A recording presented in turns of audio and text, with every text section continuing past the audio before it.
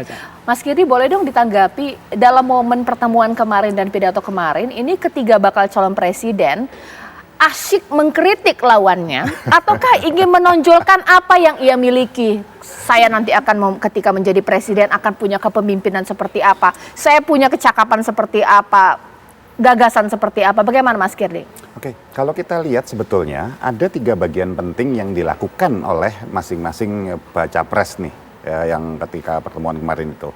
Yang pertama adalah mereka menggunakan strateginya sendiri-sendiri, kekuatan masing-masing untuk jualan. Misalnya Ganjar ketika dia melakukan public speakingnya, ngomong di depan publik, yang dia pakai tahu nggak apa? Pendekatan personal. Jadi seolah-olah terjadi dialog misalnya, monolog nih. Misalnya saya datang ke desa ini gitu ya, tentang kasus yang wadas gitu segala macam. Nah ini bilang A, ini saya bilang B, ini bilang. Jadi kayak masuk ke personal orangnya sehingga yang nonton itu ngerasa pribadi. Itu satu. Ya itu caranya Ganjar. Istilahnya personalisasi. Sementara yang kedua adalah teknik yang digunakan adalah menggunakan tanda petik yang namanya pain point. Pain point itu adalah sesuatu yang tanda petik sakit di masyarakat yang kerasa yang kayak gue ngerasa nggak enak tuh di bagian situ. Nah itu yang dilakukan oleh Pak Anies Baswedan. Sementara Pak Prabowo kalau kita perhatikan dia mendorong sebuah kayak esprit de corps kayak caranya Pak Karno, Bung Karno zaman dulu. Ya itu persatuan, terus kemudian lawan kita ada membangun musuh bersama luar. Itu cara mereka dalam hal untuk membangun, kita sebut sebagai komunikasi mempengaruhinya. Nah mengenai teknik sindirannya gitu, ini menarik. Tadi kan dibilang tuh ya, saya sepakat bahwa ada sindiran, ada kritik. Tetapi kalau kita lihat tarik dalam sejarah Indonesia, ada seorang budayawan namanya Mochtar Lubis. Saya lupa tahun 50 atau 60-an, beliau itu membuat sebuah tulisan dan masih disepakati sampai sekarang. Nomor 1 sifat masyarakat, kebanyakan masyarakat Melayu atau Indonesia adalah munafik. Karena munafik, apa yang di depan sama di belakang beda, nggak berani orang ngomong secara banyaknya secara frontal, ceker kayak kalau kita bicara di Amerika, di Eropa gitu. Dibilangnya nggak sopan, orang nggak sopan jadi nggak baik gitu soalnya. Padahal orang ngomong langsung bukan berarti nggak baik. Pertanyaannya, selama ini masih ada di sebagian besar masyarakat kita, mereka ini akan saling sindir terus sudah. Nggak berani ngomong, Pak ini gitu. Enggak, itu kayak yang bohong, ini kayak yang ini segala macam. Dan teknik itu kalau kita perhatikan gitu ya, tadi saya kurang sepakat sama Mas Ajab gitu, ya apa-apa juga gitu, beda pendapat gitu. Justru kata-kata yang banyak diucapkan oleh Pak Anies Baswedan, menurut saya itu kata-kata yang seolah-olah itu netral, tapi di bawah sadar itu sebetulnya nyerang. Kayak misalnya, ya kita sudah sampai di sini, baru sampai sini, terus kemudian dia cerita kita akan begini, walaupun kekurangannya disebut yang lalu, walaupun nggak nyebut orang, tapi kan nyerang pemerintah, nggak apa-apa karena oposisi, boleh-boleh saja, sah-sah saja gitu. Yang dua-dua ini masih terlibat dalam pemerintahan. Ya, sepakat untuk bahwa mungkin titipan partai lah ini dan segala macam. Kurang lebih gitulah. Baik, mungkin iya. Sekarang saya ke Kang Acep lagi ya, bahwa ini ibaratnya pemanasan debat ya Kang Acep ya. Sekiranya ini bagaimana ini? Kira-kira harus seperti apa lagi nih mereka supaya apa ya lebih baik lagi dalam berdebat, dan apa yang mereka lakukan pada saat momen apeksi ini membuat pemilih mereka semakin yakin lagi, ataukah yang belum milih kemudian jadi pilih, atau mungkin tidak ada pengaruhnya Kang Acep, bagaimana? Ya, tadi kan pertanyaan awal itu bagaimana kita memilih mana di antara mereka dengan skor-skor tadi ya. Kalau kita mau tidak mau kita harus lihat juga bagaimana mereka mengemukakan kontennya. Kita lihat topik dari dari tema dari afeksi itu adalah tentang visi pembangunan kota untuk pemimpin negeri. Coba kita lihat, perhatikan siapa yang fokus pada pembangunan kota. Kita harus objektif melihat bahwa yang fokus memang Pak Anies Baswedan.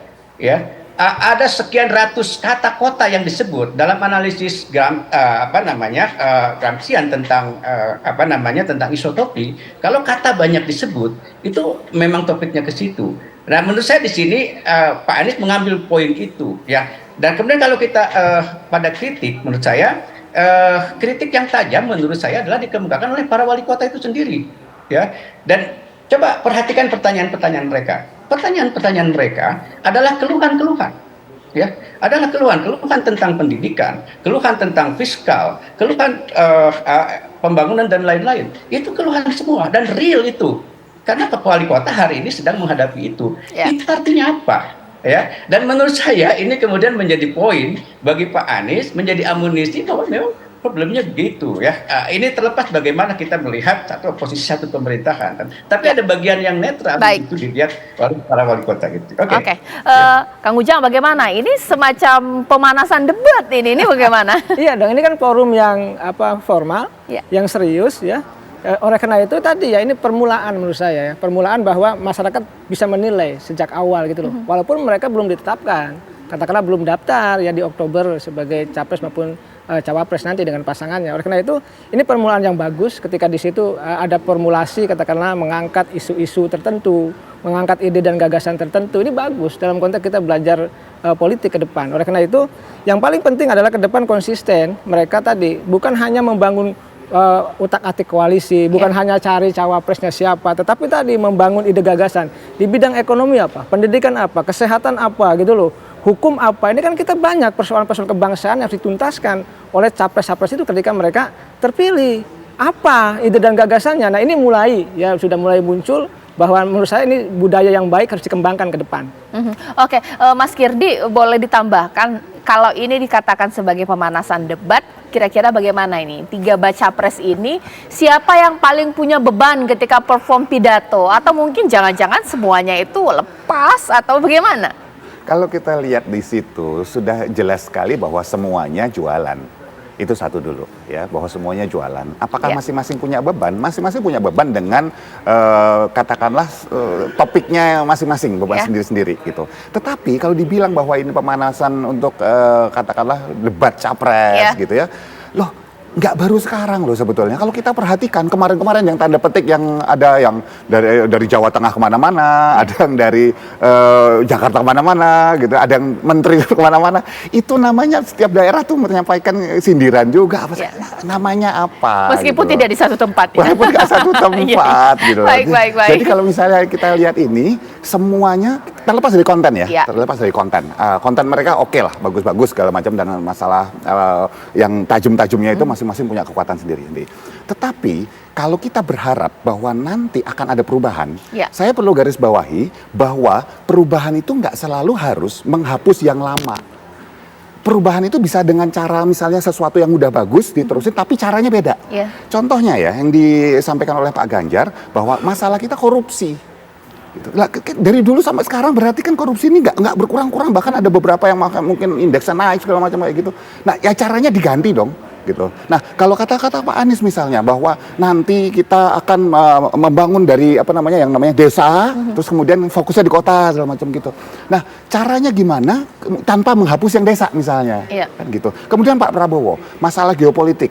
Betul bahwa kita banyak yang ingin cawe-cawe ke Indonesia nih, gitu, ngambil sumber daya kita. Tetapi kalau dihadapi dengan langsung militer kayak zaman dulu, keluar gitu, loh kita dimusuhin banyak orang, dikeroyok, gitu loh. Kita tunggulah ya kalau ini ibaratnya pemanasan, mudah-mudahan benar ini ada 3 calon presiden nanti akan didaftarkan karena memang kita belum bisa mengatakan de facto de jure ini 3. Kita akan tunggu nanti perkembangan seperti apa. Tapi ini menjadi sajian yang menarik pasti untuk masyarakat. Terima kasih Mas Kirdi, Kang Ujang dan juga Kang Aceh.